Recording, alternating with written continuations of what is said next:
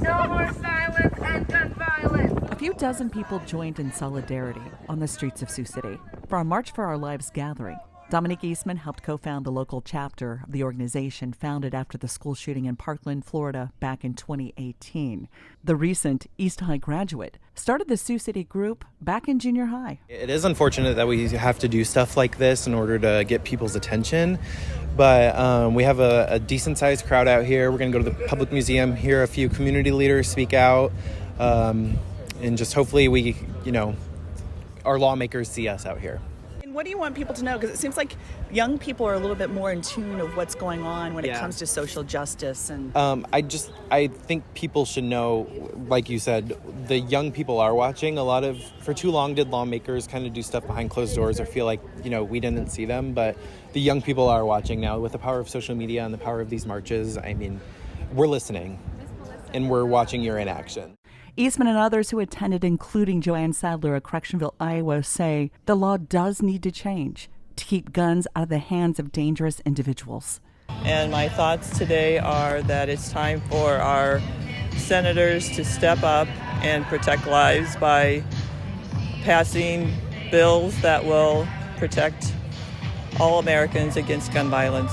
I'm just thankful for all the people that are here. I want everyone to be aware of the fact that we need to put pressure on our senators, Senator Grassley and Senator Ernst, to pass reasonable gun control legislation.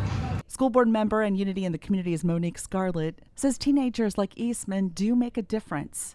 I am very proud of our students coming together, standing up for what they believe is right and what is right to end gun violence. I know that they were middle school students, Estella and Dominic, when they put this together, this local chapter. Yes, and that just tells us every time when things get tough, it's the young people that stand up and lead the way in a march and speak up. So I'm excited for what they're doing. I'm also very supportive because this is a very serious matter, and I hope this nation can enforce some tougher rules, increase the age limit, do better backgrounds before we allow people to put a gun in their hand. And it should not be for violent reasons. Just stand together as a community, and we are better together. The group also heard speeches from those impacted by gun violence, including the other co-founder of Sioux City's March for Our Lives, Estella Ruhr Johnson, whose voice led the march. No more silence and gun violence. Ruhr Johnson recently shared her thoughts with Siouxland Public Media about the issue. And the simple fear of trying to get an education as a teen while also worrying if our life will be taken from us or our peers at any sudden moment. Oftentimes, our organization is looked at as a partisan organization when we are not. We are bipartisan. We make sure that all voices and all sides are heard. And at the core of our mission personally and through March for Our Lives is just creating a safer America for all people of all political parties, races, religions, just to have a safer community for all.